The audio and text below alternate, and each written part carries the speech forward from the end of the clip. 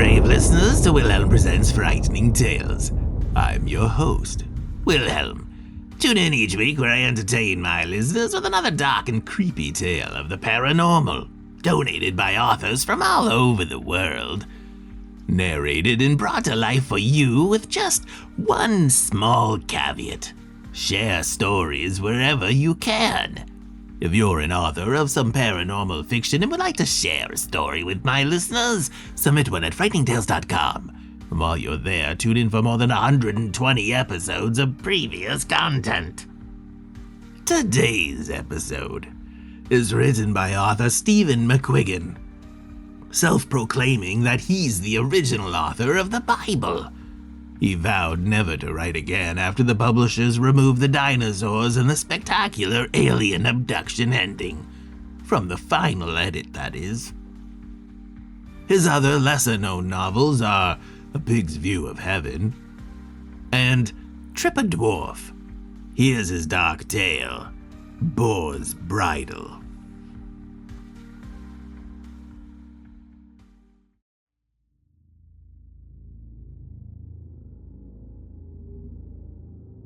John O'Mara was a decent sort. Everyone said so.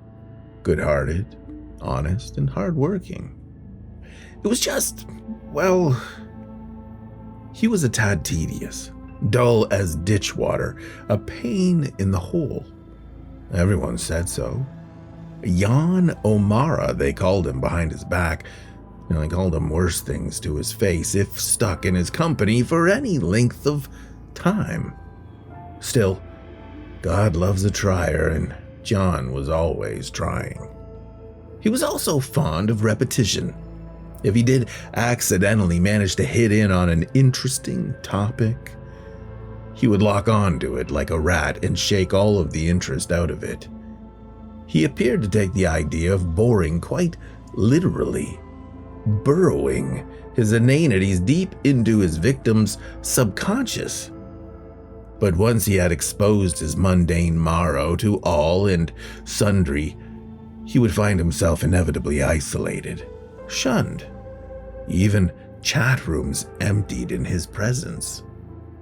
John would be forced to drag his cloud to yet another new town, where, fooled by his unthreatening, jovial appearance, he could lure, for a time, unsuspecting people into the negative force field of his personality.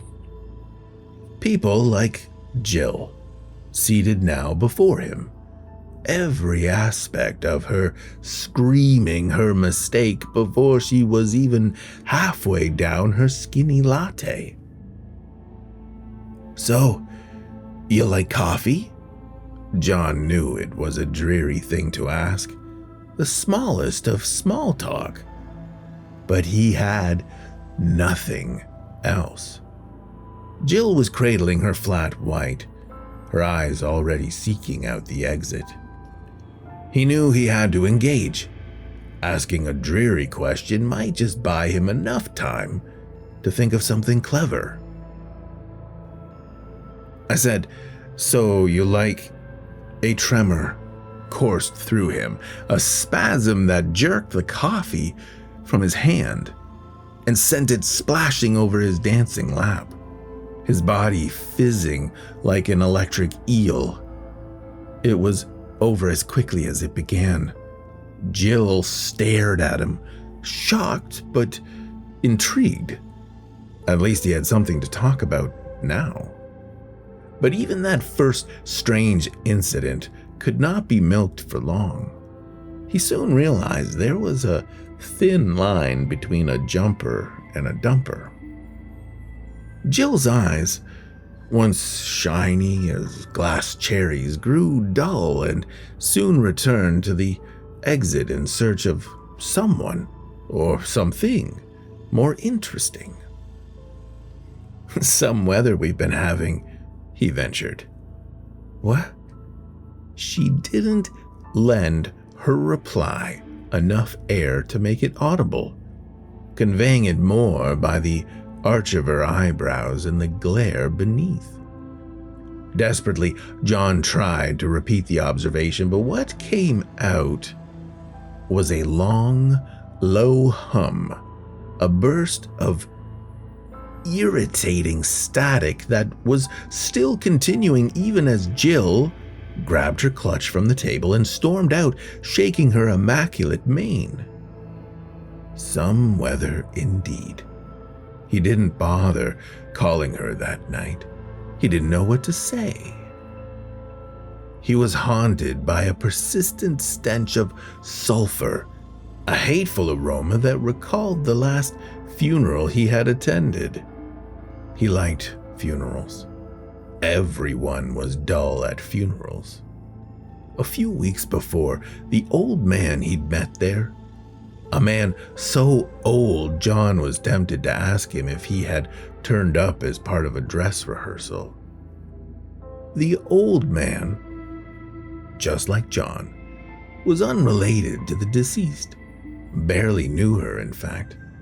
From what John could make out from his desultory chat, the old man only went to a funeral for a bit of fun. And therein lay the problem. John cast a shadow over even that morbid masquerade. "Comes to us all," had been John's opening gambit, followed quickly by those old perennial chestnuts. Good innings. Ripe old age. We'll be lucky to see it. He'd been sweating profusely, feeling it essential to slip the phrase sine qua non into the conversation. The old man turned all the way around to face him, causing John to shuffle back against a prayer book. "I've been coming to these things for years." The wrinkled conjuror frowned. His breath smelt like a burnt match. "And never in all that time of delicious despair and Moorish misery have I ever encountered a buzzkill like you. You, my grave friend, are a veritable human drain, a binge talker. You could empty hell itself. I tell you that most sincerely." "I was only saying, funerals make you think. You never know what's around the corner." "Back in the day, they used to bind the mouths of nagging women. Scold's bridle, they called it. They should have come up with one for crashing borers. I'll have to look into it." John had forgotten all about the old man until the smell returned. Besides, he had more things to worry about now. Epilepsy, brain bleeds, and 100 other worrying internet searches. He swapped his keyboard for a waiting room. He sat twiddling his thumbs in frustration, eager to be called, yet terrified of what the doctor might diagnose. A woman across from him, with a small child on her lap, eyed him accusingly from time to time, as though she suspected him of harboring an STD and placing her boy in both moral and physical danger. He coughed a few times to dispel her of the idea, but that only seemed to make her more wary. Growing exponentially more embarrassed with every dragging second, John resorted to his usual tried and tested method of alleviating the tension with a lame joke. He knew it bored people, but he also knew it put them at their ease. "I'm sick," he was about to confide. "Sick of waiting." But he got no further than the first syllable before he was hurled to the floor, his body convulsing in a manic horizontal tarantella. He was only dimly aware of the woman's horrified screams before he passed out. He awoke in a hospital bed with tubes in his arms and a soothing numbness in his brain. John was subjected to a barrage. Was that the right word? He mused. Blitzkrieg would have been more apt of tests. But nothing showed up. He answered all the pertinent questions truthfully, never once straying into the defense area of dad jokes and deflective dullness. He was too damned scared to be boring. I'm sorry to say, the consultant confided to him on the day of his release, that we've sank the well and pulled up a bucket of blank. We can find absolutely nothing wrong with you. Of course, if you should relapse, please feel free to contact us immediately. John was so relieved he attempted a little light badinage with the nurse who wheeled him down to his taxi. I can't wait to get home to bed, he told her. All that lying about has taken it out of. He was vaguely aware of being momentarily airborne, as though the wheelchair had a secret ejector seat fitted, and of a startled gasp from the nurse. His body contorted mid-air, and he cracked his skull on the hand sanitizer dispenser on the wall on the way down.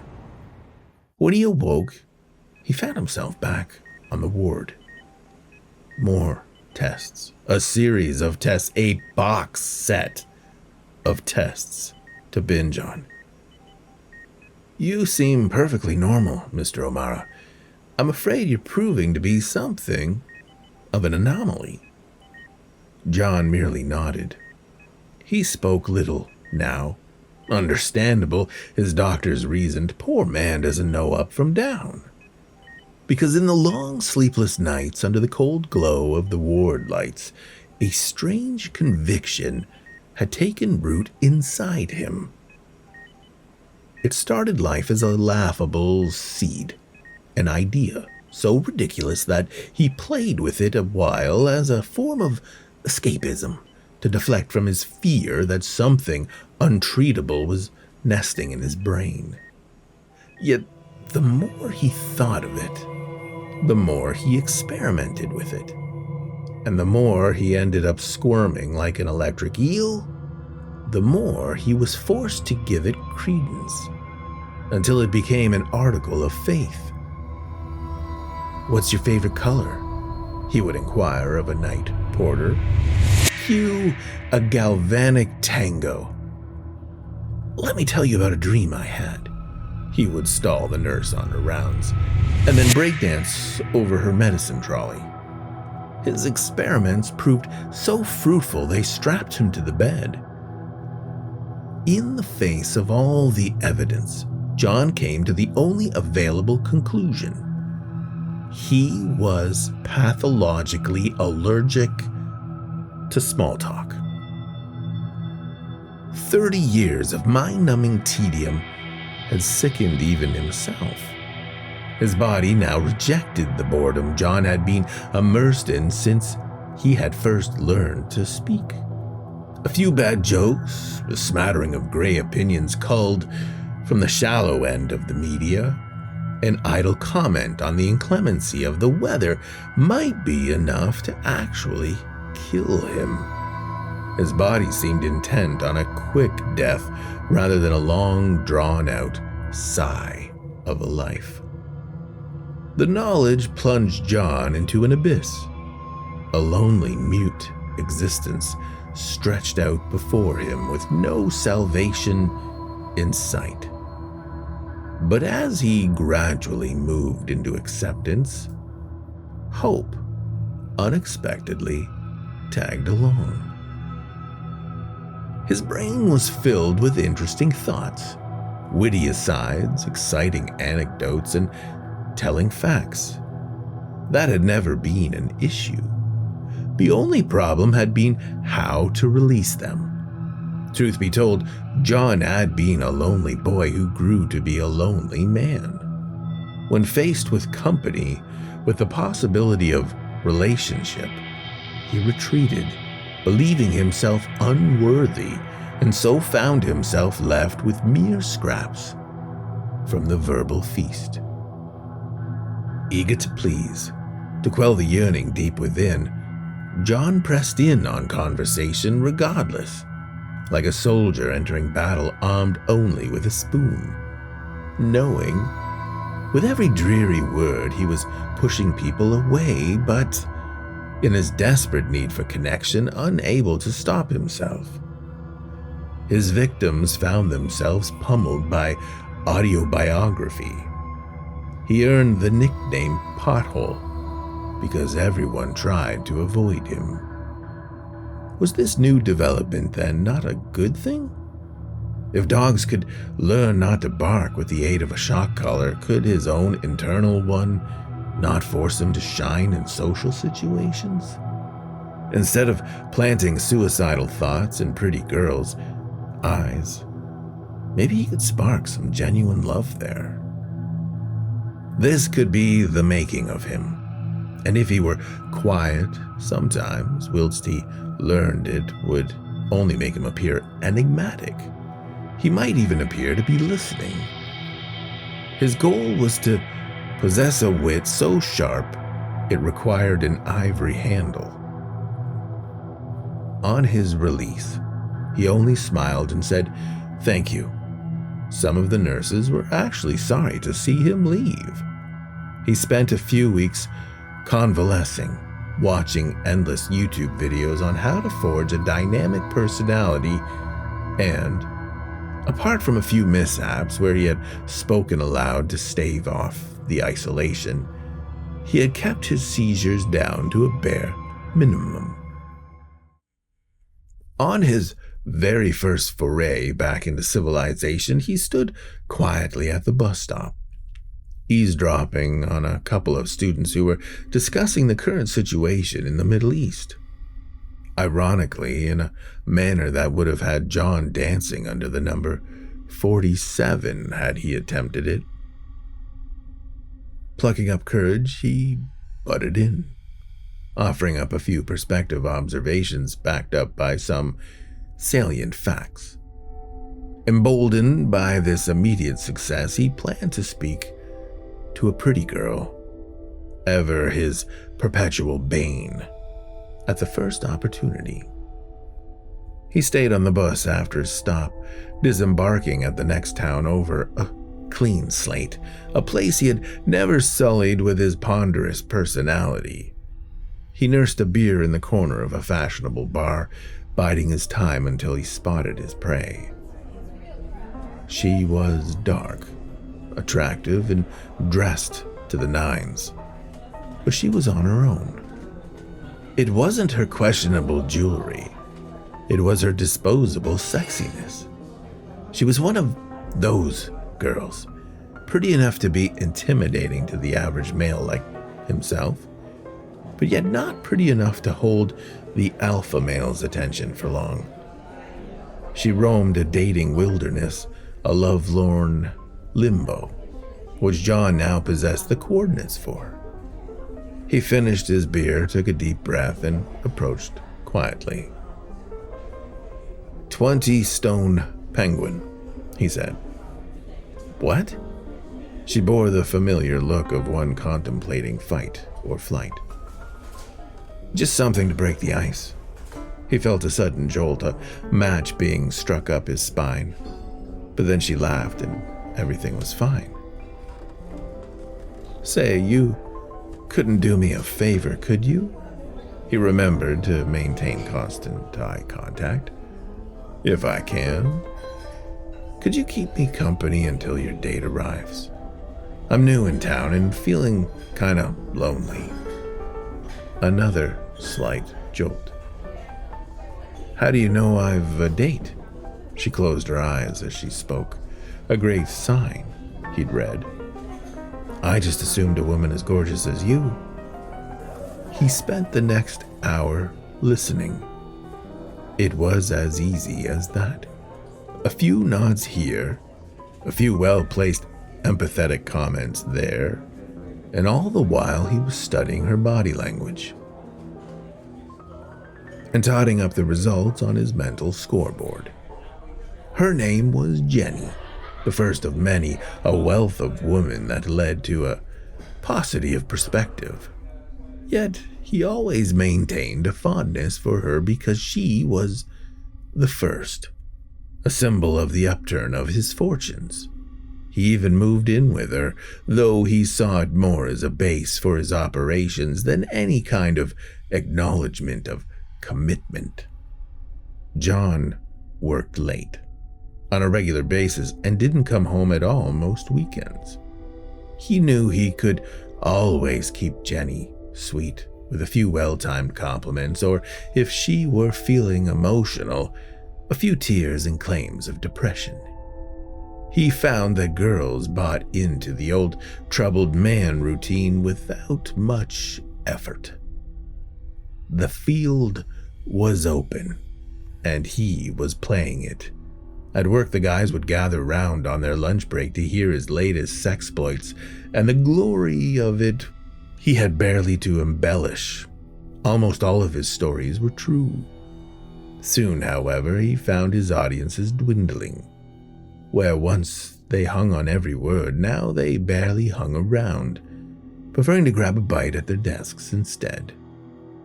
So, I got this little redhead, had her pinned up against the back of the bus shelter, and I slipped my yeah, butted in Benny, one of the more enthusiastic regulars to his daily tales. Did anyone catch the match last night? That was never a penalty in a million years.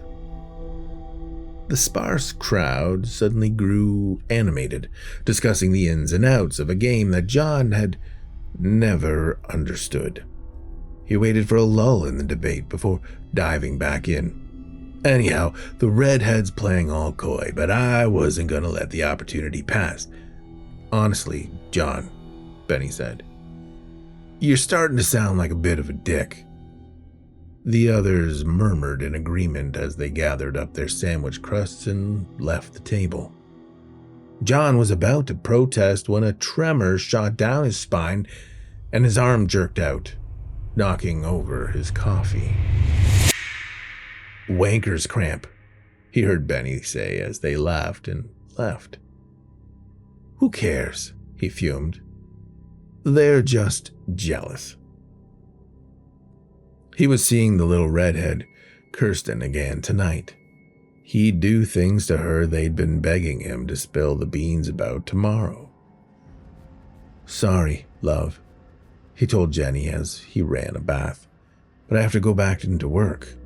They've sprung some emergency meeting on me, some new account threatening to go ass over tit. Don't wait up. By the time the bubbles ran down the plug hole, his own had burst.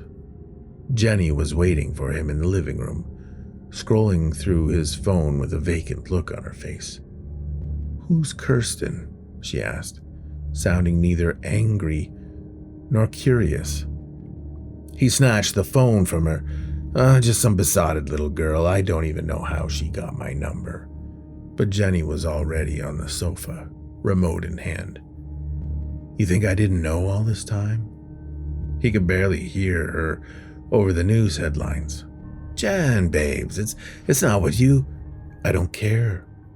I've known all along, and I simply don't care anymore.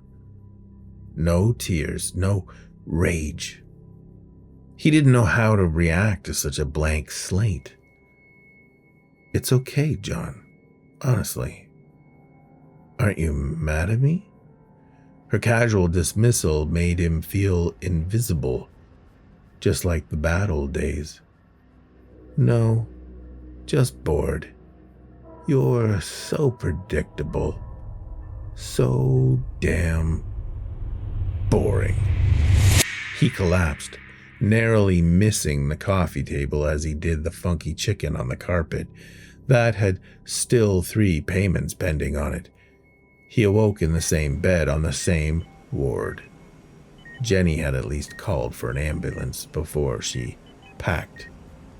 A nurse informed him, her eyes puddling with pity that he had been here 3 days and that he hadn't had a solitary visitor.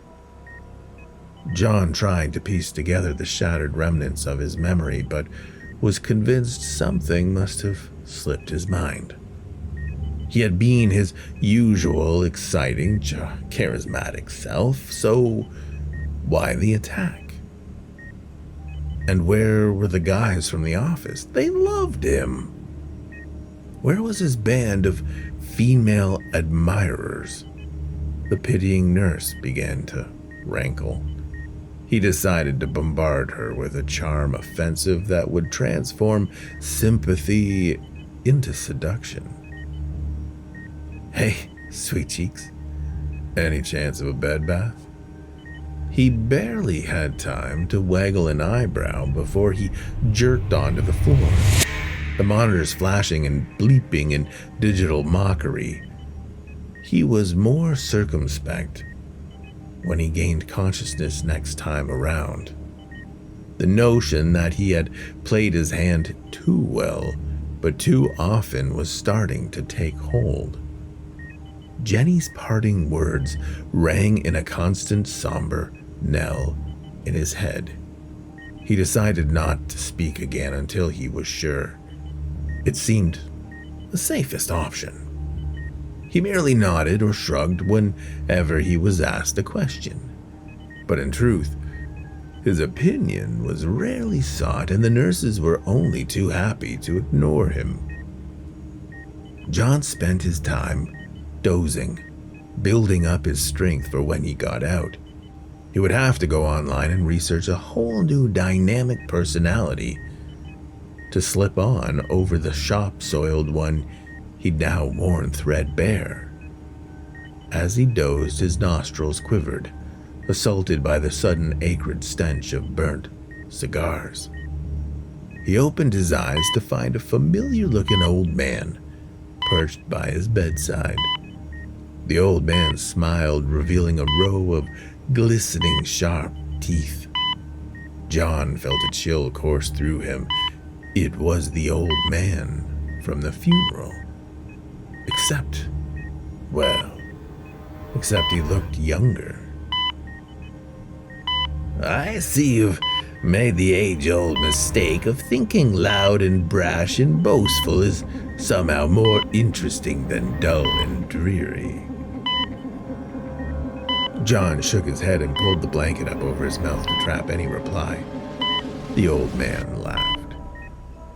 "You are a pain in the hole no matter what you do, Johnny boy. I guess it's just the way you were made." John pulled the blanket up higher. "Not talking, eh?" The old man leant forward, his breath an overflowing ashtray. "How boring is that?" The blanket flew off John's bucking body, his limbs pounding the mattress in a frenzy until, with a dull gasp, his heart could dance no more.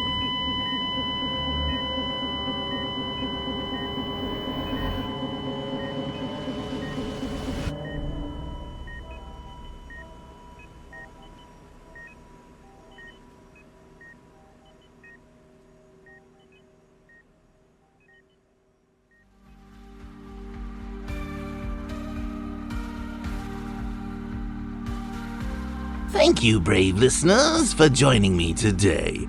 Please join me again next week for another frightening tale, or listen to one of more than 100 previous episodes. If you enjoyed your time here, please support my work. If you've been watching on YouTube, like the episode and subscribe to the channel. If you've been tuned in on Apple Podcast, please rate the channel as you see fit. And if you've been listening to the program on Spotify, I'd love to hear your comments. Most of all, share frightening tales with those around you and support today's authors however you can. Until next time, when I share with you another frightening tale, listen if you're brave enough.